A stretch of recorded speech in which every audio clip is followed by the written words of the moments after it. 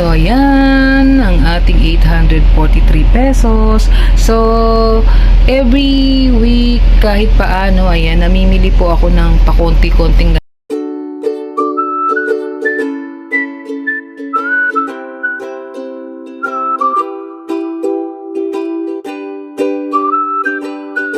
Guys, welcome po ulit sa aking channel. Slim Malakay po, Simplify Happiness, simpleng buhay, buhay na walang arte, less stress. Join me guys sa aking simpleng vlog for today sa magandang buhay po sa ating lahat.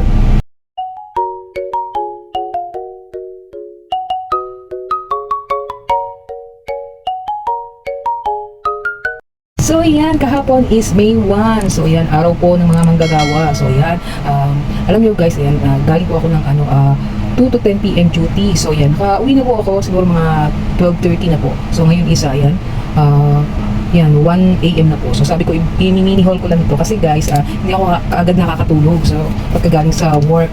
So sabi ko, i-mini haul ko itong napamili ko sa Robinson Supermarket. So yan, bago ako pumasok, dumaan po ako sa grocery. So itong napamili ko na ito ay nagkakahalaga ng 843 pesos. So yun.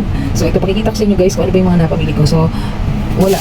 Ito lang supot na ito. Dalawang magit na supot lang. So, itong isang supot wala pong sa halagang 843 pesos.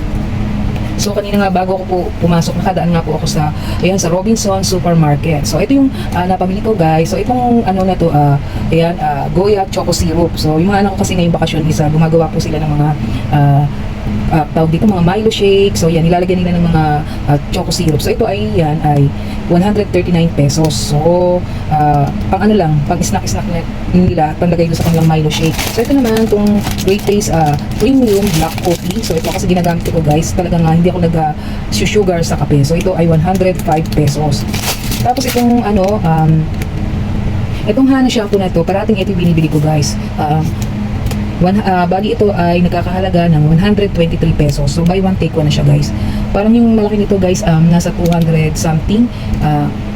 Buy one take one po. So ito yung palagi naka buy one take one. Kaya ito yung brand na palagi kong binibili na shampoo. So nagustuhan din naman siya ng mga anak ko. So ito yung Hana shampoo.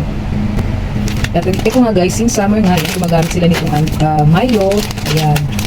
Para sa kanilang shake. So gumagawa sila at merienda nila. So pagkaganto kasi nakakaiwas sa soft drinks guys. Kaya ito yung binili ko. Bali 100 each. So ito ay nasa 300 grams. At syempre nga kasi nga bakasyon guys, kaya magastos guys pagka bakasyon. So ito yung kanilang nilalagay sa kanilang shake. So ito ay 184 pesos. So selecta siya. So ito ay fortified sterilized milk selecta. So sterilized milk siya, fortified milk. So ito yung binibili ko guys. Pinangahalo nila doon sa kanilang shake guys. So ito ay 184 pesos. Bali, nakaka-save ka dito kahit paano ng 10 pesos pagka binili mo sila ng dalawang pack. At ito yung binili kong liquid detergent. So yung isang ginagamit ko guys, parang nagulat ako sa presyo niya na 6 na piraso, parang umabot na siya ng 100 plus, samantalang dati isa nasa 90 siya, 90 something lang. So ito guys, 46 pesos each siya. So 6 pieces na siya. Bali, ito yung sa kasalukuyan kong ginagamit. So okay naman siya guys. Pero mas gusto ko itong scent ng cherry blossom guys. Kasi ubus na lang isa. So magta-try ako nito yung rose fresh. So parang ito yung pasok sa budget ngayon guys. Kaya ito yung binili ko. Itong liquid detergent. So imagine niyo guys, ayan, 843 pesos na yun na nabili ko na yan sa Robinson Supermarket. So may mga siya guys, may mga brand na mas mura siya dun sa Robinson. Meron din namang mga item na medyo mahal din sa kanya. So yun, kasi siya yung yung madadaanan ko pagpasok. Kaya doon na lang ako bumili kasi naubos na yung pangmerienda ng mga anak ko. So yan yung 843 pesos natin.